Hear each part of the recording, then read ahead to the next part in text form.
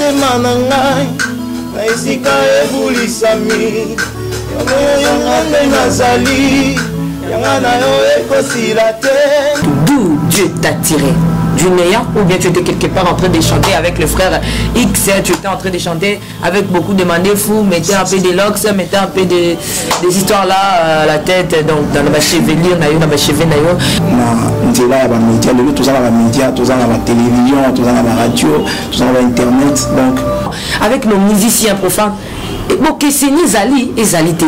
Donc, ma musicien profane dans ça, il y a un minimum de ça. La télé, sur ma texte, bien plus ma texte.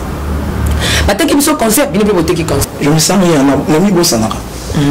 L'amigo Sanara, même le temps où on a battu tout ce qui il faut qu'on y a, il faut qu'on est là, il faut. Donc je m'oublie.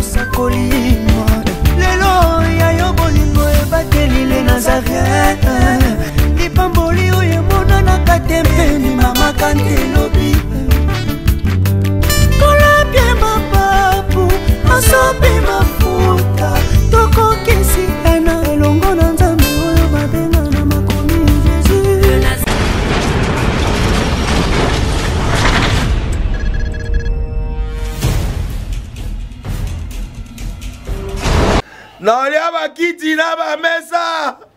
Ah. Atanya ukondoko. Namona yo. Achayo na mwamba. La minito na kata pena katikata saga fufu. Oui. Allô, est-ce que tu bonjour. Boni. Et l'autre côté, et puis qu'il y a mon bureau à travailler tes micros. Donc dès que ça on a galère na niveau 0.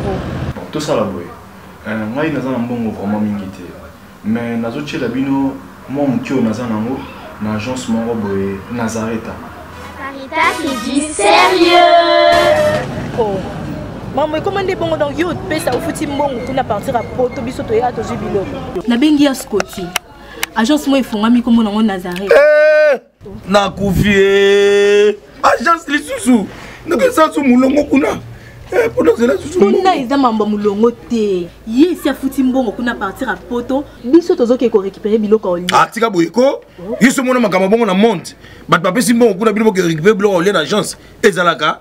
Mais yango ibandi. Maman. Leki nanga yebisi ngai mena ndimite. Na lingi na mona ki mona beso. Poli kamba boye. Na monde na ne salamate. Maman yebisa ngai.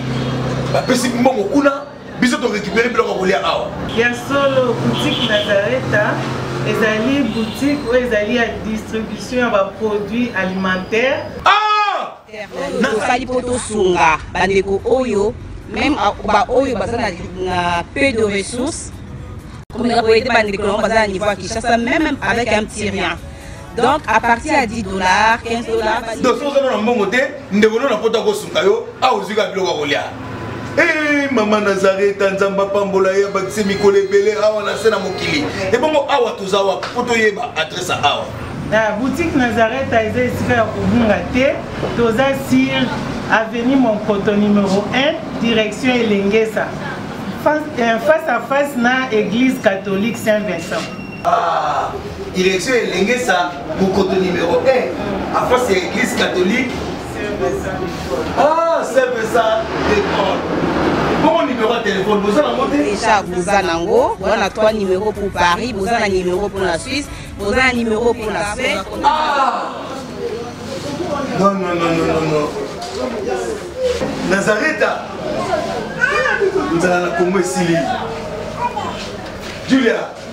Ngana kangisa kia fufu. Eh, ya modé, yo bandika na fufu. Oui. Pour la Nazareta, tu as un système en bimbi. Nambongo Shingo. Bon, ok. Vous allez Silio. Sarita qui dit sérieux. bongwani pete boa wangana Nzambe ya le Avec un grand plaisir, je dis shalom, bonjour chez vous, bien-aimés dans les Seigneurs, très chers fidèles téléspectateurs, les amoureux de les Nazaréens et ceux-là qui aiment le Seigneur Jésus-Christ qui revient bientôt. La princesse de l'Éternel vous dit qu'on est ensemble, il n'y a pas de souci, sur nazaréentv.com, aussi sur YouTube, le Nazaréen Kinshasa. Il n'y a pas trop de commentaires, bel et bien dans cette émission Cantique Live, une émission pour les artistes, musiciens, chrétiens, voici l'heure est déjà arrivée où le vrai adorateur adoreront le Père en esprit et en vérité. Aujourd'hui, je reçois notre bien-aimé, le frère Dieu Merci. C'est lui mon invité du jour. Mais avant tout, comme à l'accoutumée, nous allons adorer le Seigneur et puis je vais saluer mon invité. Entrons seulement dans cette ambiance de Téléminga Inafukami. Merci.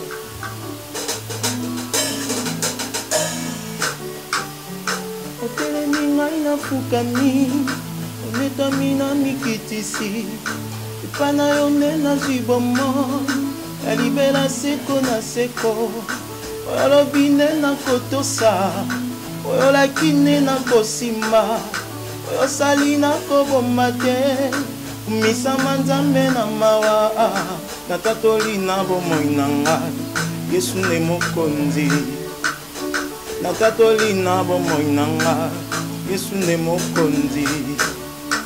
Liziba na mai na bomoi, epanelo ya babulami, ekuke ya nzela ya nola, opongoli mileka na ngai. Naganga te kombo mosusu, penepene ya kombo na yo, lokola yo akouta wapi, epana yo nyonso ezali. Natatoli na bomoi na ngai, Yesu nde mokonzi. Natatoli na bomoi na ngai, Yesu nde mokonzi. Oh, nga nalingi ye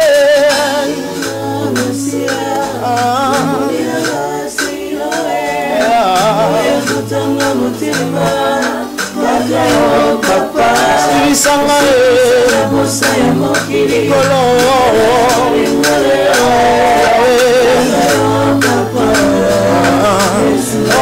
nalingi nanga masiya Yesu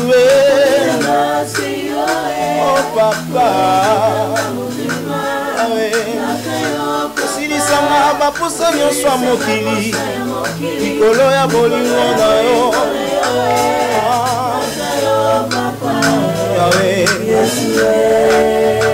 bantina motema na ngai na esika ebulisami yanga nde nazali yanga na yo ekosila te moninga oyo atango nyonso molunga zwi nde koyeba yo yo nde osengeli mpo na ngai Yesu yaya yoza malamu natatoli na bomoi na ngai Yesu nde mokonzi natatoli na bomoi na ngai Yesu nde mokonzi nalingi Yesu oh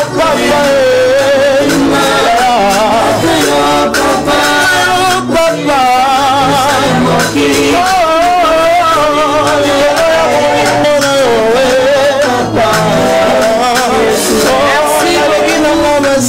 Que Dieu soit loué, que Dieu soit glorifié. Est-ce qu'on peut acclamer le Seigneur? Hakuna mubaya ya Mungu, Mungu iko bien sana. Cette fois-ci mapendo yangu na batoto ya France iko na korgumonte, iko na panda, iko na korgumonte sana. Une façon de dire que je vous aime beaucoup, ceux-là qui sont depuis la France, Belgique, Canada, State, Texas, Allemagne, Congo, Bunia, Bukavu, Beni. Avec les gens de Bukavu, on est ensemble, il n'y a pas de souci. Nous sommes de cœur avec vous, quoi. Et partout dans le monde entier, Afrique, Asie, Océanie, Amérique, partout partout. Nous sommes de cœur avec vous sur le www.nazaréantv.com et sur YouTube, les Nazaréens Kinshasa. Je dis merci beaucoup notre frère, Dieu merci, que Dieu te bénisse. Merci. Tu as bien chanté, hein? Merci. Que Dieu soit loué. Et c'est notre invité spécial, comme les artistes aiment bien ce nom de président, Prézo. C'est notre président du groupe. Je dis d'abord shalom, shalom, shalom, bonjour. Bonjour. C'est juste l'ambiance de l'émission avec le frère Dieu merci et le groupe Le Vrai Adorateur. Le Vrai Adorateur. Car l'heure est déjà venue où le Vrai Adorateur adoreront le Père en esprit. Et c'est là où tu as tiré les titres ou bien le nom du groupe. Oui, oui, c'est ça. Waouh, c'est fantastique. Merci. Ces versets vous dit quoi? Ces versets, ça me dit tellement beaucoup de choses. Comme quoi? Les adorateurs, nous devons non seulement adorer le Seigneur en chantant, mais c'est toute une vie d'un enfant de Dieu, d'un disciple. D'un disciple, l'adoration. Est-ce que l'adoration c'est important à l'église ou bien en dehors de l'église? Parce que vous, les musiciens, vous aimez beaucoup être en plein air devant 1000, 5000, 10 000, c'est encore en train de chanter là au moins vous vous sentez à l'aise. Est-ce que l'adoration était importante au sein de l'église ou bien en dehors de l'église? Voilà pourquoi je viens de dire que l'adoration, ce n'est pas seulement chanter. Lorsqu'on marche dans notre vie quotidienne, nous devons toujours adorer le Seigneur dans notre marche. Lorsqu'Abraham le Seigneur lui avait demandé son enfant, ce n'était pas l'adoration. Et lorsqu'Abraham avait laissé ses serviteurs, pour aller monter sur la montagne pour donner à Dieu son enfant Isaac, je crois qu'il avait dit à ses serviteurs, restez ici et moi je monte pour adorer. L'adoration, c'est l'obéissance, c'est la mise en pratique la parole de Dieu. Donc toute chose que tu es en train de faire, tu es en train d'adorer le Seigneur. Bien sûr. Même si tu es en train de chanter, tu adores le Seigneur. Amen. Tu es en train de méditer la parole, tu adores le Seigneur. Amen. Tu es en train d'évangéliser, tu adores le Seigneur. Donc l'adoration, c'est notre vie. Si j'ai bien compris, le frère Dieu merci. Aujourd'hui, tu es au centre des Nazaréens. Et l'on salue. Comment tu as trouvé les Nazaréens et comment tu as trouvé les enfants de Dieu qui te suivent en ces moments? Vraiment, c'est formidable. Ok. Je manque même le mot à dire parce que nous sommes comment nous sommes entrés les Nazaréens et Ndenge Eza bénir sur le plan spirituel que nous sommes en train de voir maintenant là. Et ce n'est pas un hasard aussi que nous sommes là aujourd'hui pour aussi participer dans cette bénédiction. Pour les téléspectateurs, encore une fois de plus. Vraiment, je leur rassure que qu'ils nous regardent, ceux qui nous suivent en ces moments, qu'ils ne zappent pas. Ils ne seront pas déçus. Ils ne seront pas déçus. Ok. Très chers fidèles téléspectateurs, je me rends encore une fois de plus vous dire que ces derniers temps, vous allez vous habituer avec notre frère Dieu merci parce qu'il est des nôtres, c'est ça. Hein? Mais maintenant tu es des nôtres. Oui, à chaque fois, vous allez voir notre frère Dieu merci au sein de Nazareth. Glorifier le Seigneur parce qu'il sera là à chaque fois pour adorer le Seigneur parce que Zali vit Mobimba. Donc l'adoration pour le frère Dieu merci, c'est la vie, toute une vie. Tout a commencé où? Frère Dieu merci, Dieu t'a tiré où pour qu'aujourd'hui le peuple, ce peuple de les Nazaréens, d'où Dieu t'a tiré? Du néant ou bien tu étais quelque part en train de chanter avec le frère X, tu étais en train de chanter avec beaucoup de mandefous, mettez un peu de lox, mettez un peu des histoires là à la tête, donc dans la chevelure, et Dieu t'a tiré de là. D'où viens-tu frère Dieu merci? Bon, moi je dirais que je viens vraiment d'une famille d'abord chrétienne. C'est là où que je travaille aussi dans l'église, plutôt dans la déjà à l'âge déjà à 12 ans. Et famille déjà qui famille bonne de la Kaïsa na Katama Kamanzambe. Et voilà, tant que nous côté là on a et dans ça peut évoluer dans Zambie. Et voilà. Nayebi vraiment le lingue vraiment oyo Nzambe amemaki ngai malimbe tina ndenge nayokokoma na esika. Si tu es mal à l'aise, tu peux parler en français, hein. Ça te dérange pas, voilà. En tout cas, c'est un peu ça, frère. Dieu merci. Lilo a comme moi, Nzambe, Nzambazio, Musika. Mais il y a une question que je pose aux musiciens. J'aimerais aussi te poser cette question. Pourquoi les musiciens aiment beaucoup chanter dans l'album, même ça album? Je connais pas le là, David, Myriam, ça là, on va dire l'album ti. Mais tu y a ma histoire est bêta malango. Pourquoi pas seulement rester? Il faut qu'on ça l'album. Na idée ni bossal il a rabat album. Donc ça riche. Ya bana otangi ba Tabita ba Myriam. Celui qui est Myriam c'est parce que ba combien la Bible. Histoire nous dans la Bible. Na bata quartier la bango comme dit bata vient na bango na tengomba la bango. Yo pourquoi même l'église bata église on peut la commis. Soit da bêta ma solo aussi ils ont quoi CD.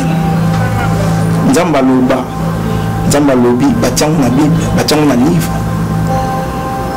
Et ils ont la support moko oyo et ko propulser message Nzambe partout ailleurs dans le monde entier. Maintenant également na biso pe bayembi. Nzambe apesio likabo ya koyema, Nzambe apesio la belle composition.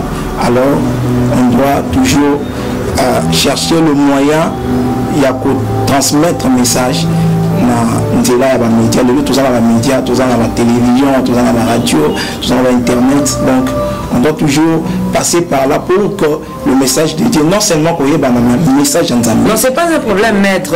Nous, on dit que David, Myriam, on a raté la Bible, peut assez. On ne disconfie pas, mais on te montre ma tiamara. Batu batali selon ba œuvre na bango bazoye babi que David oye ma milimo mabe ezobi mananzo ta roi batali. Excusez-moi, non faut te tali solo on a la Bible. Pourquoi pas aussi bino botika ka ke batu bango moko bino moko ko ta studio. Excusez na volonté na yo au côté studio obimisi bobenga ngoni c'est pour ya et ba site boza ba komo mo bobenga ngobino wa mission boyebi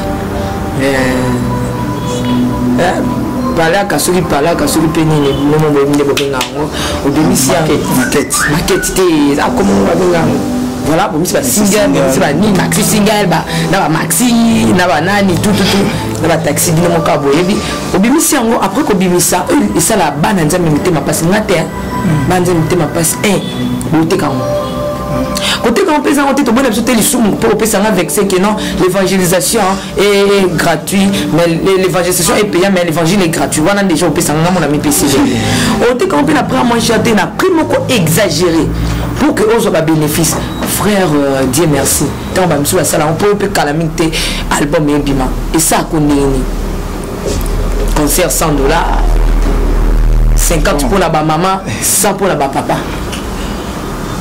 Bon, Naruki Koloba, déjà le départ, c'est que nous avons réussi gratuitement.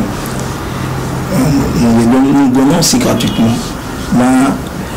La manière dont on peut s'en gratuitement, parce que l'évangile en Zambie, même Jésus-Christ est mort. Alors qu'il y a un bateau, il va soutenir l'évangile, il va soutenir le ministère. C'est qui n'a pas sûr, au battant à Bangoté, au bazaki derrière Jésus. On doit soutenir l'évangile. Il va soutenir le ministère. Bien sûr, il va soutenir un groupe, il va soutenir un qui sait peut-être d'une manière spirituelle. Donc, nous avons des choses en nous à donner, mais faute de moyens, on n'arrive pas à couper ça. Na kati ya batu na batu plutôt bayo kabiso to balanda biso. Alors ça va créer, ça va maintenant nous donner comment nous pouvons faire pour maintenant to banda studio il faut moyen pour studio d'abord les ambomo que netinga na bandara na ba musicien ba mokoté na ba ko louer il fallait mbongo. Donc tout ça. Non, c'est pas ça. Déjà, tu vas musicien dans un vente dans le bambou. On a déjà comment studio mbongo. Non, ils pour notre hôtel Issaker. Ces derniers temps, tous les producteurs, tous ça la ma propre forme. Alors, quitter ce qui est au salé du Cameroun et Syrie et tropé ça bas en Zambie. Oui, bon, vous allez bénir mais dans quel sens? Le même petit rien, c'est la bisso dans la CD, ça va aussi. Si c'était comme ça, j'allais vraiment apprécier, mais je demande un peu par rapport au prix. Oui. Pourquoi vous avez pris mon cobo? C'est des nabino, c'est des profane. Donc, c'est ni ezali. Donc, vous avez par rapport à TVA, la carte d'album, la taxe, il y a des communes qui ont la carte, tu vois, la TVA, ils ont vu, ça fait comme moi, par rapport à prix, au moins, c'est des chrétiens, $20. C'est des chrétiens. Voilà, ça affiche mon compte, dans le lac, mais longtemps, on a comme pour moi, marqué dans longtemps, on va combattre. Nicolo na pémina. Concert, Kaboul bien. Ba maman 5. Ba papa 20. C'est quoi papa et maman, je ne sais pas. Parlez un peu d'une manière générale, pas seulement le frère dit merci. Je parle avec vous par rapport, parce que tu es musicien. Expliquez-nous un peu pourquoi il n'y a pas la différence. Parce qu'il me dit que je vais créer la différence entre ceux qui me servent et ceux qui ne me servent pas.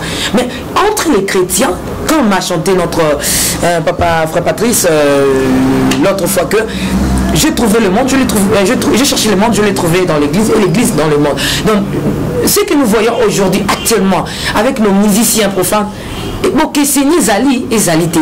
Donc ma mission profane dans ça là, il y a un minimum de ça. La télé sur la texte, bien plus la texte. La télé sur concert, bien plus beauté qui concert. Pour la unité comme ça là-bas, est-ce que tu ne crois pas à ce Dieu là qui t'a appelé et que si je fais tout, je viens avec ça. C'est Dieu là qui a permis à ce qu'il ait récolté d'une manière ou d'une autre. Il sera incapable si par exemple moi frère Dieu merci je fais sortir mon album, je dis que je les donne gratuitement, mais je demande à toute personne, je te donne le CD, mais contribuer la manière nous surtout au faire avancer ou ça là jamais frère Dieu merci. Là c'est une autre chose parce que toujours travailler c'est bien. Je n'en dis pas que c'est bien, c'est une bonne idée. Mais toujours travailler sur mon côté. Par exemple, les appels déjà producteur, alors travailler dans la producteur. Alors, producteur n'est à dépenser. Ce que quand on a comme nous dans le marché, alors il a gagné. Producteur a par exemple, ils ont marché dans la ça là. Pour à Zombo. Soit on dit par exemple que nous, dans le ici, produit à gagner l'unité. Alors seulement, on a besoin de ce conserve parce que conserve voilà ce qui est produit moins de l'eau, comme ça, on a récupéré nous, tout ça. Des fois, nous sommes à la main. La vie sur la mais tout le monde sait que bon, on apprend donc à prendre la bino, on va essayer de monter quand même nous là. Il y a biso balanzana. Il y a $10. Pendant tout ça, $10. Pour quitter. On a les CD $5. Ah, c'est des poches, oui, banité. Bon, il y a. Je sais dans les $5, moi, ma pirate battait quand même. C'est yo comprendre, tu sais yo non, faut même ma camboité, il y a pas tout banité là, moi 5, il y a pas tout bani, moi $10. Merci beaucoup, c'était juste ça. L'ambiance de l'émission, parle un peu de notre frère Dieu merci, ABT déjà parcours, mais avant tous les cas, avant de sauter, j'aimerais un peu reculer. Je vous ai entendu parler de chanter frère interprétation et à frère Moulaja. Oui. Tu le connais? Bon, de loin oui. De loin, oui. Tu l'aimes aussi? Très. Qu'est-ce que tu aimes chez le frère Moulaja? Sa façon de chanter, sa manière de faire les choses de Dieu, ça me plaît beaucoup. Si on te dit que le frère Franck Moulaja est en train de te suivre en ce moment, tu peux lui dire un mot avant que nous puissions commencer. Tu le regardes. Papa, tout ce que je peux te dire, Papa Franck, je peux te dire tellement je t'aime beaucoup. Tu l'aimes? Très fort. Ah, c'est fort, hein? Vraiment, acclamons Jésus. Avant de ma question, surtout quand on dit mon frère Dieu merci pour interpréter Kito comme on dit mon frère Franck Moulaja.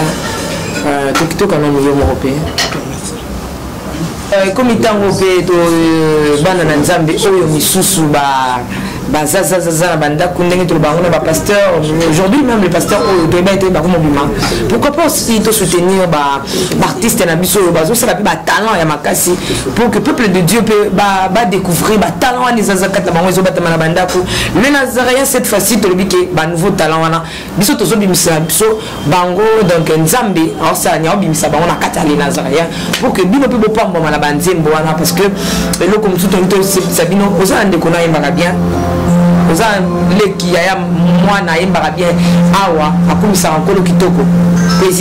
contactez-nous sur le Nazaréen pour que œuvre wana ezala visible na miso abat. Merci.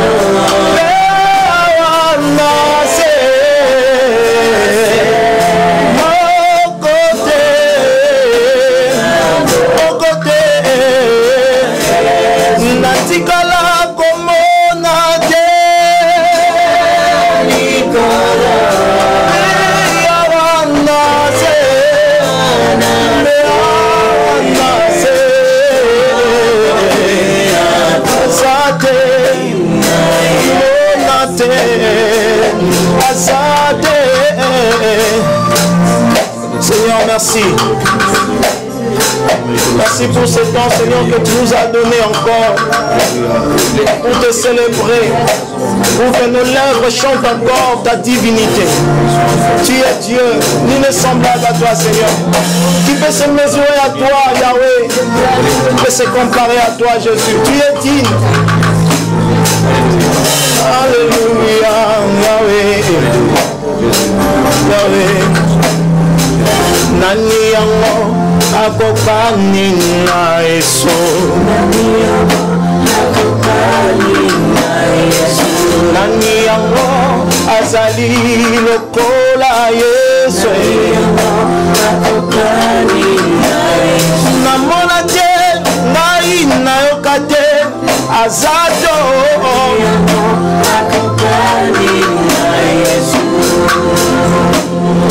En tout cas, c'est vraiment quelque chose d'acclamer les seigneurs.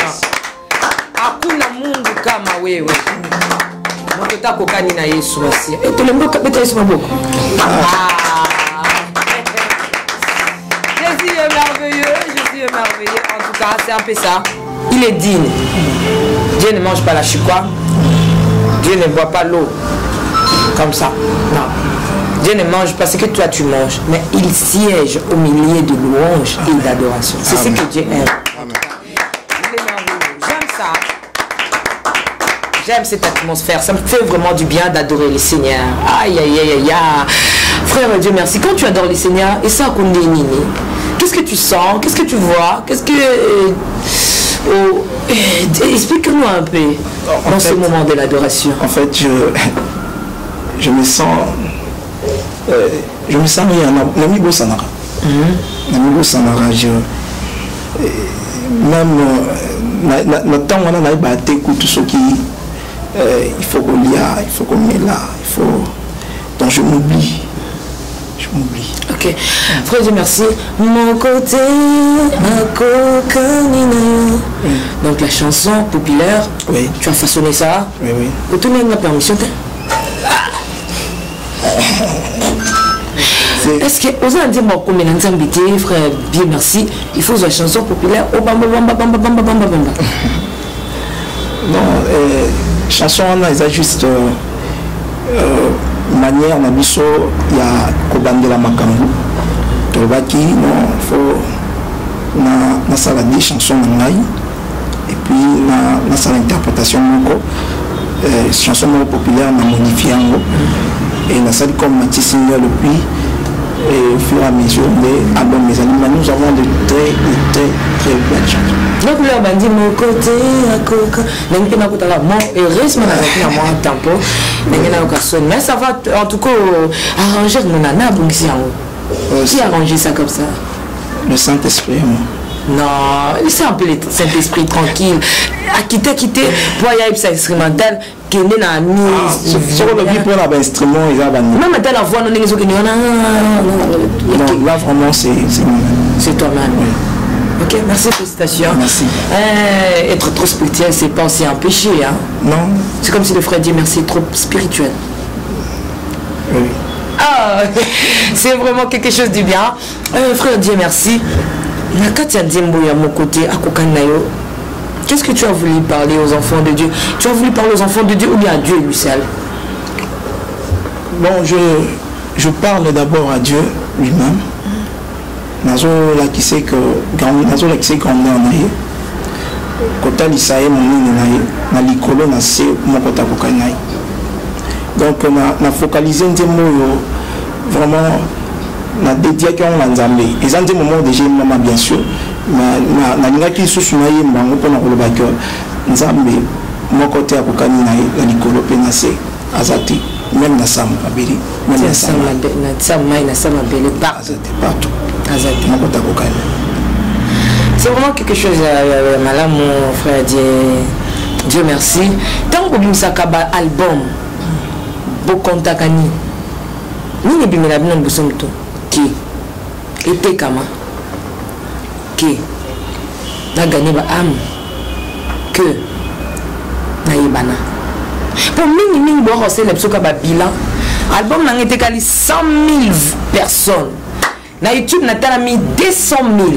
Est-ce que tu peux imaginer qu'il y a un espace il y a un mois album on battu à Luki Yango 50 000 100 000 bah c'est des coups de la bimsa et Sidi. Est-ce que vous tenez compte? Est-ce que les âmes, est-ce que nous avions gagné des âmes pour le Seigneur? Parce que c'est un grand miracle pour un chrétien. Il y a qu'à gagner âme. Vous comptez ça fait là. Oui, mais bien sûr, c'est soit véridique, hein, mon frère. Vous solo, que le vaca te pose le bas. Ça va bien la vérité par rapport à Nayo Téma, par rapport à Nicolas. Bon, par rapport à Bakmoussou, je ne sais pas comment expliquer par rapport à Nabango. même Nazalia, je dois d'abord parler par rapport à nous, à moi, que tant que Misaka Nzembo, c'est pas vraiment pour Dieu et pour les âmes. Ils allaient sauver. Et puis le reste, on va après chercher pour moment le royaume et la justice de Dieu. Et le reste vous serez donné. J'aime les artistes lorsqu'ils commencent. Leur débit est tellement difficile. Et leur façon de parler plutôt est tellement sainteté, il y a ton nom. Leur façon de chanter pour le Seigneur est tellement mélodique et amplifiée pour glorifier le Seigneur. Mais 2 ans plus tard, lorsque le Seigneur donne le succès à un musicien, oh, il faut voir. Mais néanmoins, tu as déjà réussi la question que je vais poser. Bon, je prie le Seigneur que les a bisoutés. Vous avez bien ça m'a pas un bisou. Ça va venir, mais le Seigneur va acclamons le Seigneur. L'humilité précède la gloire. Tout le temps qu'on a la deuxième chanson pour tout le temps l'explication album. C'est un peu ça, l'ambiance. Il y a Cantique Live. Ah ouais, mini ndeko kumisa kolonde et les Canada. Peut-être baba musicien ba raison na nini, ba musicien ba pensa ka nini, mais tous os hommes ba imba, tous on a la régie, tous os éléments, il y a Nazarien TV. Merci Scotty Lely. Abongwani pete po awangana Nzambe ya le Nazarien, le Nazarien.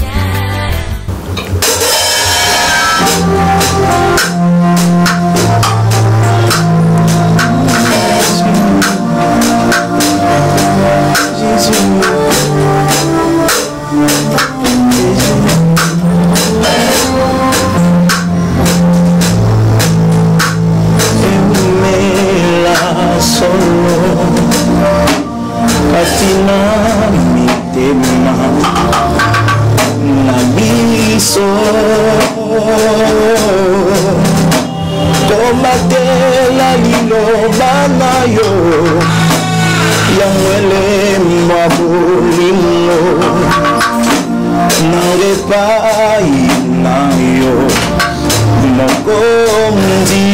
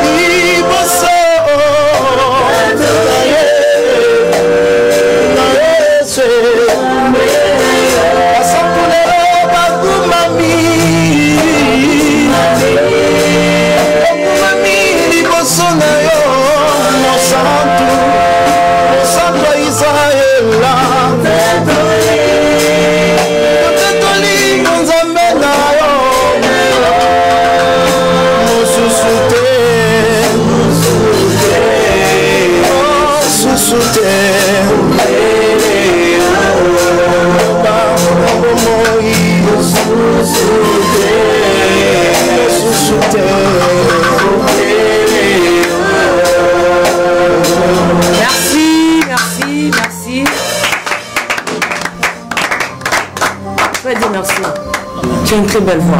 Merci. Dans ma voix, et je séduire Bonzambe et Nzambe.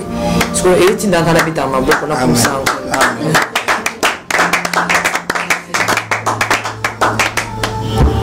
C'est vraiment formidable. Hein? Merci.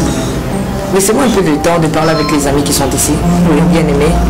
Je vis mon jeune frère, trop jeune. Hein? Ça va? Regardez un peu les enfants de Dieu. Comme mon ami. Frère Joël. Nous sommes sur mon Osate, car on est à notre. Ok. Depuis au mois là.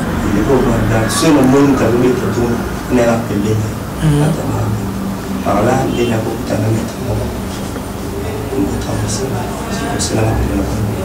et moi, par exemple, je suis place pour habiter à Dom, il y a Zokinde, à Zozalaka, et moi, il y a Keisco, par azo, il y a Longo, voilà, il y a Domerte, il y a Missa Bavoyou, il y a Kakoto, il y a docteur. Papa, c'est un pasteur. Papa, pasteur. Après, il y a une salle. Papa, c'est Pelana. C'est Pelana. Mais autant que tu as quelle année? J'ai un. Et donc, aux Andes, pauvre en taille, mais riche en âge. Ok. Merci beaucoup. On s'est pris la nana de Ngabetaratou. On est plus à même sous. Médecine. Hein? Est vrai. Habite pas là. Yo yo kaka mingi. Tellement trop. Elle est de Aza à Douma chrétien. Mon bien-aimé, salut, bonjour. Bonjour. Clavériste. La groupe Né. Mais nous avons un instrumentiste. Toyoka sango ok ba miseni ba panza ba sango ke ba bomwana te ba biteza ba musicien ba yemba te mais ani ba instrumentiste ba bomwana te parce que ce mogeti bobimi bokenda oka mate ya libanda bozo pensa mutoki na meza spécial bon na même qu'on écoute un clavériste mon corps c'est bizarre faut na toute question ça dépend de si on a bêtise si on a continué à côté l'église on qui fait mater là qui mater va les tissus parce que on a bini peut-être on va se dire à ceux qui pour moi le côté des tiens peut-être on va arranger quelque chose de banda des arabes sur peut-être dans l'église sur aux alliés aux secret peut-être dans le groupe absolument le Cameroun où ils sont de banda il est pas sur le Cameroun vendre non comme peut mater deuxième question. Pour la nini, il y a 3 questions dans tout le cas. Il y a un côté n'était pas riche en âge, pauvre en taille. Mais là, pourquoi les instrumentistes na makambuta limbongo bango kani bachaka désordre ba musicien ningi sango na bango panzana ke ba musicien chanter ils ont un instrumentiste na mak surtout ba clavieriste il pose au clavieriste au vandi ça y est pour bazala mukie bazaki belete eza mikakatano donc akoba no tao chaud likamamo bataza musicien un clavieriste chrétien pour réclamer mbongo makasi coupage voilà le terme bapesana bon gars était babeti lenga masolo ils a rendu une monde tout ça na bon c'est au micro moni mais de taraboué bon les na zaboué actuellement musana ils a musique batnes ko bazo musana to na parler ati on ya boye une église mo boye ozobeta to zaraboué po ni na ya beta siko musana ya ngo na liaka awa na musana sente siko mona to zarato ki ma point on une église mo boye peut-être obeta tout si on obeta ba pesa yo imaginez peut-être $5 parce que le $5 wana na yumo ko kokaote na yumo na ko kokaote siko ya ono mona to zara lelo awa lobi kuna to luka esika to lukela to zama quelque chose à bien siko ilo pesa la moi une humanité voilà le mot voilà ba biso la tasina comment on va faire une noche comme dans ces parents la scène série dénaï donc mbongo nde ba pasteur office ba clavieriste ezam que so peut-être frère et noche on peut se mon pied atikio akeluka kuna on peut se mon aluka jésus te mbongo ça mon frère noche eza péché te oyebi musam soute ka peut-être clavier voilà tu as raison troisième question pour terminer lelo awa lobi kuna okoza tana ba groupe 10 obeta kalika mwanzonzingi betela biso na ezaka nini likamo nzonzingi nzonzingi zaka eyebani parce que partout mais si na ba groupe ezaka ndenge nini oza botravaille boye et comment botravaille pour bobeti na bien et comment air mo boye l'idée peut-être asa nini abwakisi bino 2 heures on va tamé ok bon tamé le bétiner au bandar na bien après il va un certain moment ni abak si bino peut-être au bandar na dans les attends comme amoni à vimbi à sanini abak si le matakala ke ko bat peut-être pour tout ce qu'on a bon rappel à ça tu vois peut-être ça va le moment est-ce que tu peux dire merci pour la batanga est-ce que tu peux dire merci là mouvement est-ce qu'on côté prison na le ba na yo papa est-ce que so oi bomba on est dans le moment encore là et qui non on a quand même pour le la vérité ok ba amati ma peka parce que mon mona yango to kino to kendara pe bi pe mususu ezara pe ba comportement ya nani la leader mususu on la pose à rendre bien neti biso neti na apparemment na séparation na zo quelque chose na groupe na za ande siko bien la président sur la dépôt yaki au contact na bino do ça répétition na bino ya kange bino dépôt le petit dossier na bino pe boy to mona on pe mingi ya on demande à passer la pege lelo awa no be kuna do ça no bien bon mutu essaiera mutu a se placer sika ba comme ça ya za bien mutu ça se plaira ata ça ma be moi non c'est vraiment encouragement monique a ça parce que aux autres mina bien pour ya nani ya leader mo boy leader on ta ki parane binoté a habité zo be là aux gens malades il y a ça na pour se bete dire ça ni OK il y a bien à voter avec à voter à tout ça malade dire pour ça na ya au bételier et si ça c'est ni accueil en tout cas franchement on va continuer à nature mais continuer zamba pamola ko le vérité et outil la kata mtema c'est quelque chose de bien te mettre dans nzambe ya moko na vérité après les anges. Je pense que dans le bel roté et commencer à faire tous les cas de questions na benza même qu'on écoute à bien instrumentiste ou inspiré dans toutes les questions mais yo ka sincérité et vérité na mon frère Elange à lobby. Je pense que le président Boyoki ba claviste to yebibino musala busalaka lelo vérité bibi et pas frère Elange bomba mabe. Merci ma sœur. Bonjour. OK, nous ba mon Cassia. Bonjour. Comment on a Sœur Guylaine. Frère Sœur Guylaine. Sœur Guylaine. Là, c'est pas Guylaine. Au sein de combien de temps la groupe? 2 ans. 2 ans. Oh! Lelo, frère, Dieu merci à Matabo Sanayo. Et ça, là, pour ma passe. Les gens m'ont sanoté. Ataya Bossanio. Pour toi qui nous sommes le Bamia. Yebisa Bissonano. Qu'est-ce que tu aimes lorsque tu adores le Seigneur? Et j'aime bien quand je chante, quand j'adore le Seigneur. Ok. Que personnellement, je sens que cette adoration me parvient. Donc, j'aime quand j'adore que je disparaisse. Amen. Que je puisse me voir le cola, bébé qui ne sait rien. Sa maman doit la dire qu'est-ce qu'elle doit faire. Et sa maman, c'est Jésus-Christ. Ah, c'est fort. Donc, dans l'adoration, il faut lire moi. Waouh! Ça m'a vraiment beaucoup marqué. Est-ce que ça fait un artiste Moko Boye ou Yamou? Il y a Bima déjà, on s'en ça en Rio, c'est la canette. Les années. Dina. On a tapé Kane. On n'a pas pu l'onguer qui nous a Dina, Nadège, Sandra. Les autres qui ont 3 côtés. Présent aussi. Merci. Eh bien, interpréter comme on a dit. Nadège, Dina, Sandra. Voilà. Comment ça a été? Frère, sœur, bonjour. Combien d'années? Rosette. Combien d'années la groupe? Une année. Si vous avez le président, vous avez monté dans le bâtiment. Remarque, au sala. Au moins, qui salon de ma base. Vous avez sa président Lélo. Mais nous sommes en déconnaissance tous en gagnant. Vous avez sa président Nini. Oui, ça passe pas de monde ça. Tout qui est dans le centre. En tout cas. Conseil, en tout cas, conseil, nous avons sa président. Voilà. Dans un conseil, nous avons pris ça. C'est la façon de calmer. En tout cas, à la route, ça va toujours.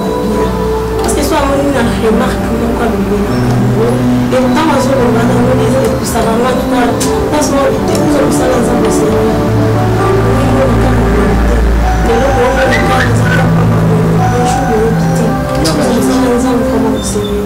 Et tant que ce qu'on a toujours ça la mort d'aventure, en tout cas, des actions de la casse. Même chose qui moi c'est. Et là, c'est vraiment façon d'ailleurs même dans la répétition on va les lots aux ala qui a été les uns se sont activés contre la présence des hommes dans le monde des autres sont beaucoup musika Nzambe. Wow. C'est un homme vraiment qui il a vraiment la thermométresse où il est à la carte. Il craint au moment. Gloire à Jésus. Mais il y a un artiste que tu aimes beaucoup, Abima. Oui. Pardon, il y a beaucoup de choses sur la même loi. Bonjour ma soeur. Bonjour. Comment on est? C'est Laetitia. Cause amis à Nazareth, salut. Seigneur, c'est ma grâce. Nous ne connaissons pas Nzambi Baolanda, les lois, mais quand tu as compris, frère Dima, so senga bangoni. En tout cas, dans le Nzambi, le PC Bisso, Madoi, Boka Onzamati, la Katia, le groupe Les Adorateurs, Onzamba Salbiso Grâce, tous à l'école à la président, le frère Dieu merci. Là, Onzamba tient la mité, ma biso ko pesa bino, de la mité, mon bimba donc. Dieu vous bénit. Est-ce que les gens disent mon frère Dieu merci papa ça yo oyemba yo moko? Mais quand même. A capella. Nous proclamons la victoire de Jésus à la croix. Nous confessons que tu es Dieu. Oui, tu es Dieu. L'éternité en éternité. Oh, célébrons le nom de l'Éternel, toi qui vis éternellement. Merci. Ce Dieu-là, il vit éternellement. Bonjour, mon bien-aimé. Bonjour. Comment vous allez? Je vais très bien. Ton nom? Le frère Igo Tingani. Igo Tingani. Igo Tingani. Vous savez combien il y a au Yimbe Nzambe? Na part na yo. Il y a au Sale Nzambe na Yimbe. Toute une vie. Banda bo bébé. Depuis mon bébé. Banda bo bébé. Bon. Depuis que na joie conscience. Banda bo banda de ko yebi. Na botte na famille chrétienne. C'est la revient. Le belotin. Na botte na famille chrétienne na bando de Nzambe. Banda bo bébé. Non. Hein? Changer chose. Banda bo bébé te. Banda de maman te. Mais c'est tout ça côté. Bon, à l'âge de 4 ans déjà, nous accueillons la musique profane. Voilà mon histoire en Kitoko. Au bout de la famille chrétienne. Tu as nous bandons un peu comme profane, à 4 ans déjà. Hey! À 4 ans déjà, nous accueillons la musique profane, mais en même temps. À 4 ans? Nous accueillons l'église. Déjà, nous accueillons. Au fur et à mesure, nous avons nous devons l'église. Mais entre tous, la famille chrétienne. Moi, je connais dans la famille chrétienne. Pour les sections de Bandus, dans la famille chrétienne, on a la famille, il y aura toujours le monde en mauvaise. Mais il y a beaucoup de gens qui ont dit que les gens ont bébé pour la famille chrétienne. Mais c'est ce que tu as dit, non, mon bien-aimé? C'est juste l'ambiance de l'émission. J'aime un peu comme ça, atmosphère. Mais il y a quelque vraiment support dans mon la présence aussi. Bon, bibi ça la dio moko suka moite. Ça là on a eu Moscou. Tambola kanangai suki amoni na linginga kwea hasimanga na yoboko na e amobali. Merci. Oh. Et ce que j'aime avec vous, vous chantez avec cœur. Et puis vous chantez la précision. Que vous chantez la cœur avec l'âme. Et puis vous chantez la précision. Donc vous avez Marambo Sala. Merci. Donc comme